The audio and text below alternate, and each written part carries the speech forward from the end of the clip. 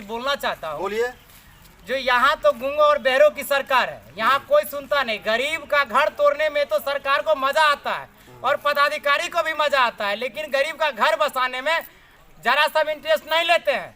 जो बेरोजगार है उसको रोजगार देने में तो कदम पीछा कर लेते हैं, लेकिन किसी भी तरह गरीब आदमी यदि कोई गड्ढा भर के एक दुकान व्यवस्था करके बनाता है जो रोजी रोटी करे, लेकिन उस पर भी बुलडोजर चलाया जाता है। आखिर क्यों और कब तक? अगर सरकार यही भ्रष्टाचारी का खेल खेलता है हमेशा और गरीब मजदूरों को बुलडोजर चला के बेघर कर देता है, आखिर क्यों और किस लिए? गलत तरीका से सही लोगों को वहाँ से उजाड़ दिया गया। अब लोग रोड पे आ गए हैं, उनके पास खाने की दिक्कत हो रही है। और जो है 9/12/2022 को जो है अचानक सडनली हम लोग को कोई पता भी नहीं, किसी को कोई पता नहीं था कि मतलब आज जो टूटने वाला है, ऐसा कुछ नहीं। अचानक आया और सब ऐसे दुकान कर रहे थे और सब बुलडोजर लेके आ गए और सीधा भिरा दिए, सबको तोड़ने लग गए। ऐसे मतलब दुकान वगैरह फिर खाली करने का भी समय नहीं खाली मिला। करने का भी समय नहीं दिया। कुछ लोग कचरा मचरा वो हमारे पति भर उड़ का होता गड्ढा सब भर का साफ सुथरा कर दुकान के अच्छा कमा कर तो वह घर चलिया बने ने वो 3 बजे के बाद। नमस्कार, मैं हूं अखिलेश और स्वागत है आप सभी का नवरत्न मिथिला न्यूज़ में। आज बेनीपट्टी अंचल कार्यालय पर कुछ लोग जो पलायन गांव के हैं, जिनका कहना है ये लोग धरना प्रदर्शन, शांतिपूर्ण धरना प्रदर्शन पे बैठे हुए हैं अंचल कार्यालय के सामने। इनका कहना है कि इनका दुकान था जिसको तोड़फोड़ किया गया, जो अतिक्रमण था उसको किया गया और इसी के लिए ये लोग यहाँ पे आए हुए हैं। सबसे पहले बात तो इन लोगों से जानते हैं कि आखिर इन्हीं लोगों की जुबानी पूछते हैं कि क्या बातें हुई, इनसे जानने की प्रयास करेंगे। इनकिलाब जिंदाबाद, भ्रष्टाचार जिंदाबाद, हरजोर जुल्म के टक्कर में, हरजोर जुल्म के टक्कर में कार्रवाई करना बंद करो, मालफीताशाही बंद करो, अतिक्रमण हटाने के नाम पर आर्थिक दोहन करना बंद करो। बहुत बहुत धन्यवाद आपका जी। थोड़ा सा आगे आ जाइए आप। तो सबसे पहले तो इसके बारे में हमें जानकारी दीजिए कि आखिर क्या बातें हैं, किस वजह से आप लोग यहाँ पे बैठे हुए हैं। बलाइन में ढेर सारा दुकान, और सबसे बड़ी बात मैं कहना चाहता हूँ कि सरकार का काम है कि शोषित वंचित जो गरीब हैं या बेरोजगार हैं उनको रोजगार उपलब्ध करना। यहाँ पर लोग ऑलरेडी रोजगार में थे, उसको ये आर्थिक रूप से भी कमज़ोर किया गया है और पैसे लेकर बहुत कुछ छोड़ा भी गया है और गलत तरीका से सही लोगों को वहाँ से उजाड़ दिया गया। अब लोग रोड पे आ गए हैं, उनके पास खाने की दिक्कत हो रही है। ऐसे भी अभी बहुत सारे लोग कोविड के से उठे हैं, लोग आर्थिक रूप से कमज़ोर हो चुके हैं। उसके बाद अभी प्रशासन के द्वारा कम से कम 25 ऐसे रोज़गार जो कर रहे थे उनका रोज़गार छीन लिया गया। उनके जितने भी दुकान थे उसको ध्वस्त कर दिया गया। अब सरकार की यह प्राथमिकता होनी चाहिए कि सर्वप्रथम जिनके दुकानों को या घर को हम लोगों ने तोड़ा है, या तो उनका कहीं पुनर्वास करें, उनको रोज़गार मुहैया कराएं, या फिर सीधे रोड पे छोड़ देना सीओ का काम है। इनको अभी सबसे पहले जितने भी लोग हैं वहाँ पर सभी को बुला करके उनकी आर्थिक स्थिति के बारे में उनको जानकारी लेनी चाहिए और कहीं ना कहीं उनको रोज़गार मुहैया कराना चाहिए, जगह देनी चाहिए कि आप जो काम कर रहे थे आप कहीं और कीजिए। बस यही हमारी मांग है। हम लोग शांतिपूर्ण ढंग से पिछले 3 महीने पहले यह काम हुआ था सीओ के द्वारा। कब इसको तोड़ा गया था? 9 तारीख को 9/12। जी हाँ। अच्छा। 3 महीने से हम लोग लगातार मांग कर रहे हैं। आज 1 महीने पूर्व हम लोगों ने आगाह किया था कि हम लोग धरना प्रदर्शन करेंगे, परंतु अभी तक प्रशासन के द्वारा इस पर कोई भी ठोस पहल। क्या नाम हुआ आपका? पप्पू पप्पू सैनी। अच्छा, आपका कहाँ घर हुआ? बलाइन। आपका भी दुकान था वहाँ? जी, मेरा भी। किस चीज़ का दुकान? मोबाइल का दुकान था। मोबाइल का। कब की आप दुकान वहाँ? मोबाइल करीब हम 5-6-7 साल से हम कर रहे हैं। वहाँ पे हमारे पिताजी दादाजी लगभग 35-40 वर्षों से कर रहे थे।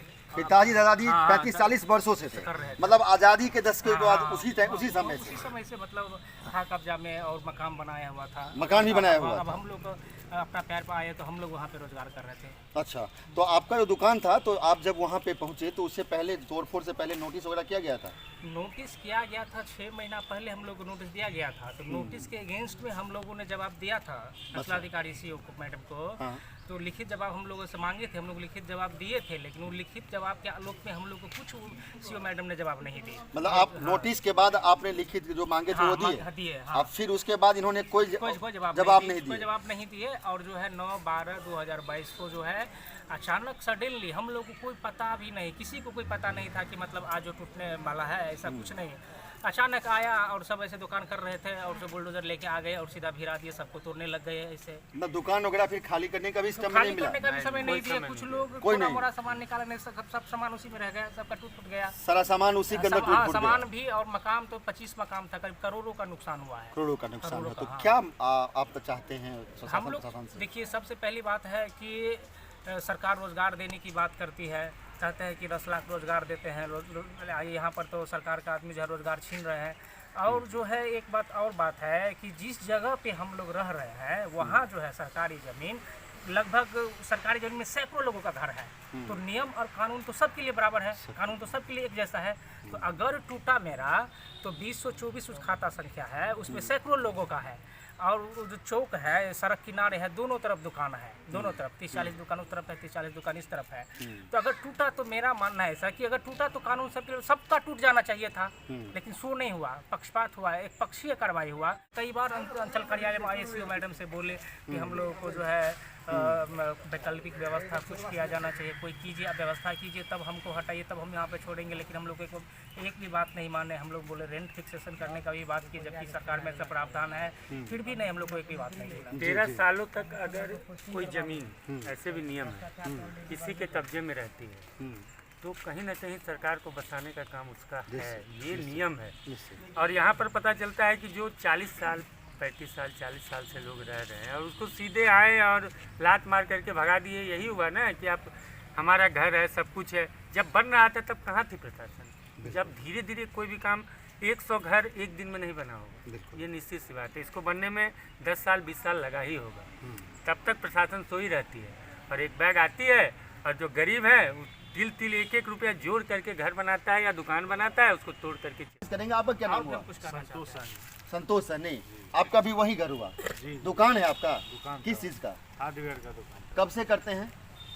यह तो मैं 2 साल से कर रहे थे नए में। 2 साल से? मेरे पिताजी वहाँ पे राशन की दुकान चला रहे थे 30 साल 35 साल पहले। 35 साल से? जी। तो मतलब ये 40 बरस से आप लोग 50 बरस से वहाँ पर थे दुकान में। और उसके बाद तो क्या हुआ उस दिन जब वहाँ पे प्रशासन पहुँची, उन्होंने बताया कैसे क्या हुआ?